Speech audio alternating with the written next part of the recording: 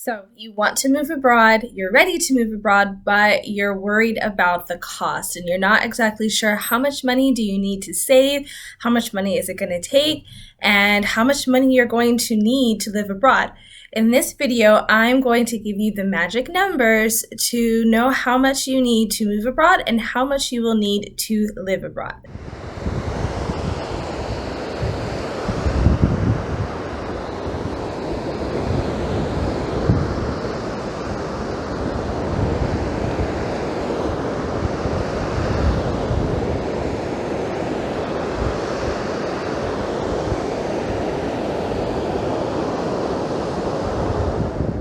Hey everyone, welcome to my channel. If you're new here, thank you for being here. And if you are a subscriber, thank you so much for coming back.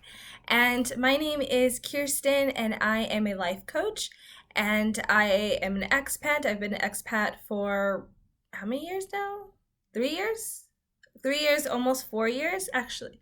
Almost 4 years, yeah, almost 4 years. And I also do travel consultations and coaching around moving abroad and living abroad so that people can live their best life abroad. And so in today's video, I'm going to talk about a topic that I have talked with and worked with and helped my clients with. It is a question that I get constantly all the time, and it is how much money do you need to move abroad? And we're going to look at the two aspects of moving abroad, how much money you're going to need to actually move, get you from where you are now to the country that you want to be in, and then how much money are you going to need to live the life that you want in the country that you are going to live in. And so to start off this video, I want to say that there really is no magic number. Now, before you stop the video and click to something else, I am going to give you a strategy to help you figure out the exact number that you particularly need to move abroad and to live abroad, because in reality, everyone's number is different. And I had moved abroad with $3,000 and that was helpful, but also challenging at times. I've known people that have moved abroad with $10,000. And again, a bigger amount of money can be helpful if you have the right strategies, if you plan accordingly. So it really, what matters most is not necessarily the number, but what matters most is your income and how you choose to use that money. And I'm going to help you figure out how to do those. And if you stay here until the end, I'm going to give you my 3 pillars of income and how to create those so that you can have the life that you want abroad. Okay, so let's talk about moving abroad. Now, this information I'm going to share is primarily for a person that is similar to me and they are single, and maybe it's for an individual who is looking to move abroad versus maybe like a family or a couple. The information can still be helpful, but it's going to look a little different because there's more people involved, thus more cost. So looking at the cost of moving abroad, you're going to think about the very typical stuff, flights. But you want to make sure that when you're looking at the place that you want to go, you want to look for any type of visas that you might need, because most of the time, if you're trying to go on either a work visa or a certain type of visa, there is going to be a fee to that. When I moved to Spain, there was a fee. I'm on a student visa, and there was a fee involved in that, as far as also hiring different, like not lawyers, but different people to translate the documents. So sometimes, depending on the visa requirements, you might have to get it certified. You might have to have like legal verifications of the documents. And then there was cost of mailing the documents and things like that, taking trips to the consulate. So the 2 biggest expenses that you really want to take under consideration is the flights, the visas, and of course accommodations. Most people will do Airbnb for the first maybe month or 2 that they move abroad. That's what I did, and it usually is more cost efficient that way because you can get a lower cost for a place versus going to a hotel. And I think it's really, really important to make sure that you do not rent a place before you see it. If you found that information so far helpful, please give this video a thumbs up and subscribe for more videos on how to live your best life abroad. So I mentioned like a lot of people when they move abroad, they do Airbnb, and you can continue doing that for a majority of your time living abroad, depending on how long you're going to be abroad. However, eventually it can be, in the long term, more cost efficient to just rent locally. Sometimes some areas will have you do like a 6-month lease or a 1-year lease just to protect them and protect you. But usually it is cheaper just to rent locally. However, initially there's going to be a down payment cost, just like in the United States, and there's going to be a down payment. So you want to consider that.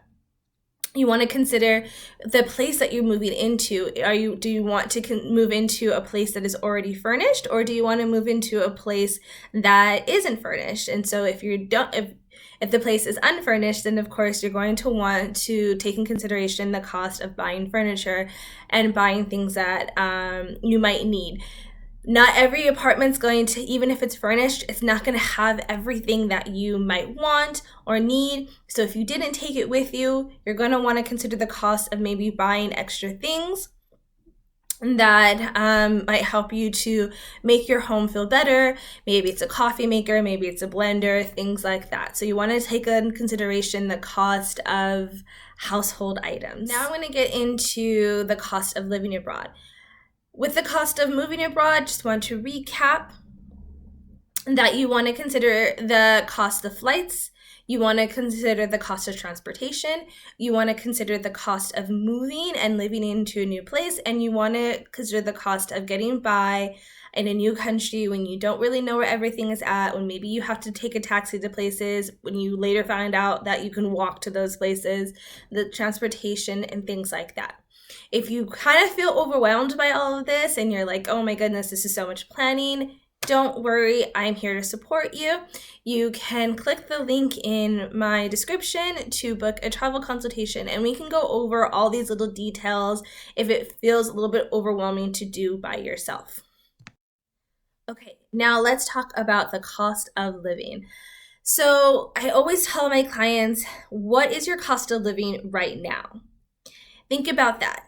And this is super, super important. And a lot of people skip over this step, and then they realize and they get to a point where like, oh, where did my money go? Or I overspent, or I went over my budget, because they didn't have a strong understanding of their spending habits and how much money they are spending on a day-to-day basis, on a weekly basis, on a month basis. So really to take a look at your finances now and see which costs that you're spending right now, like electricity bill, transportation, things like that, internet bill, phone bill, which of those things are going to transfer over to your life abroad. And that'll kind of give you a cost of living. You can go to, like I mentioned, nubio.com and look at the average cost of rental properties, the average cost of like a 1-bedroom or a 2-bedroom. Look at your rent, look at how much you're spending on groceries, and kind of figure out like, okay, what is my baseline number? How much do I need to pay for rent? How much do I need to pay for electricities and utilities, internet? How much do I need to pay for groceries? And how much do I need to pay for transportation to get by? And that is going to be your base number. And that's going to be the minimum number that you need to make in order to live abroad. So above the kind of day-to-day living expenses, you want to think about, again, any additional fees with your visa. I know when I moved to Spain and there was additional taxes or visa fees that I had to pay, nothing was over like 20 euros, so it wasn't like a large expense, but it was an expense to take under consideration. So you really want to think about that. You want to think about a phone bill or an internet bill. A lot of times when you're moving into a new place, you're going to have to get an internet service or a new internet service, and so that's going to be an additional cost. A phone bill, if you want to get a local phone number, that's going to be an additional cost. Most of these costs aren't that expensive, but it's something to consider. And then again, looking at the kind of lifestyle that you want. Are you wanting a lifestyle where you're going to go out and eat a couple of times a week? Do you prefer to stay home? What's the most important thing to you? Do you want to travel every weekend? Do you want to go out with your friends whenever you want to? Thinking about above the baseline cost of living, think about the things that really you really want to do. Do you want to take salsa lessons? Do you want to take painting lessons? Do you want to take Spanish lessons? And think about all of those hobbies.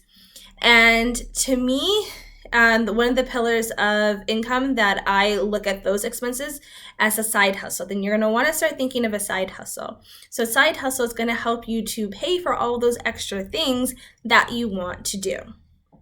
And the last thing that you're going to want to think about is an emergency fund or a backup fund. I like to call it a backup fund because sometimes an emergency fund, I think when you focus on an emergency fund, an emergency happens, but kind of a backup fund that whenever you just need some extra money or some extra cash for whatever reason, it is there.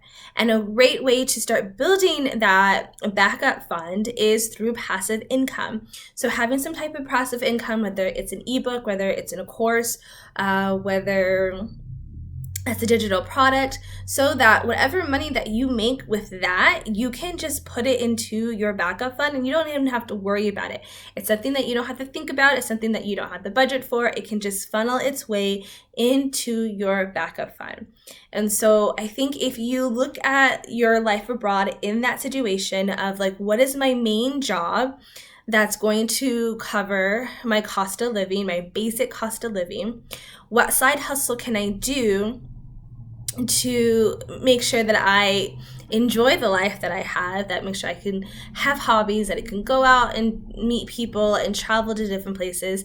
And what is my passive income so that I can have a backup fund in case I need extra funds for whatever reason? That'll kind of give you that quote unquote magic number of how much money you need to not only move abroad, but also to sustain your life and live abroad. Thank you for watching this video. I hope it was helpful. Leave a comment below and tell me which tip was most helpful for you. And again, if you kind of feel really overwhelmed by this, or you heard those 3 pillars of income and you're not sure how to create those 3 pillars of income, then click the link below and you can click the link below and you can schedule a one-on-one consultation with me, and I will help you figure out what skills you can use to transfer onto an online profession, an online career to help you establish the money that you need to live the life that you love.